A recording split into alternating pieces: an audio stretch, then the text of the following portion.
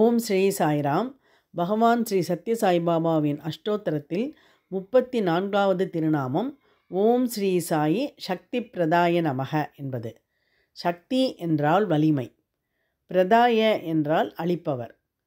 சக்தி பிரதாய நமக என்றால் வலிமையை அளிப்பவருக்கு நமஸ்காரம் என்று பொருள்.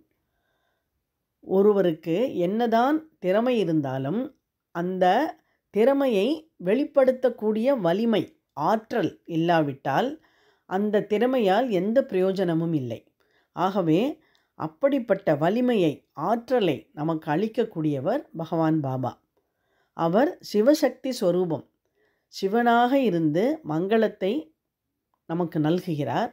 சக்தியாக இருந்து ஆற்றலையும் வலிமையையும் தருகிறார். அப்படிப்பட்ட சாய்பாபாவை வணங்குகிறேன்.